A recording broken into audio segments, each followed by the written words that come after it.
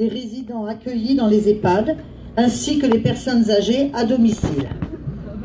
Les moyens alloués ne cessent de baisser et ne répondent pas aux besoins. Ce manque d'effectifs et de moyens, accentué par la réforme tarifaire de 2015 qui ampute les budgets des établissements, atteint un niveau critique cette année avec la suppression de nombreux contrats aidés. Un trou dans les budgets évalué à 200 millions d'euros, des coupes confirmées par la baisse des dotations du budget de la sécurité sociale adoptée dans la loi de finances 2018 du gouvernement.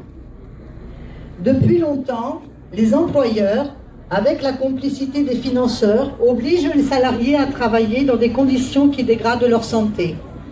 Pour rappel, le secteur des services d'hébergement pour personnes âgées, avec le secteur de l'aide à domicile, enregistre une nouvelle hausse de 2% des accidents du travail en 2016, alors que la fréquence globale des accidents du travail baisse et se stabilise à un niveau historiquement bas.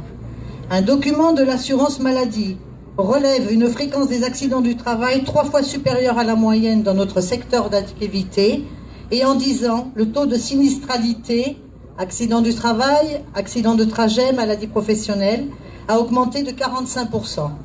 Nous avons le triste privilège d'être le secteur d'activité le plus accidentogène. Que dire également du manque de reconnaissance des professionnels de santé dont les salaires ridiculement bas stagnent depuis des années, faisant de la France le parent pauvre de l'Europe. Depuis des mois, les témoignages des soignants se multiplient sur leurs conditions de travail et le quotidien des personnes âgées dans certaines maisons de retraite. Sous la pression, la Commission des affaires sociales de l'Assemblée nationale a lancé en plein mois d'août une mission flash sur les EHPAD.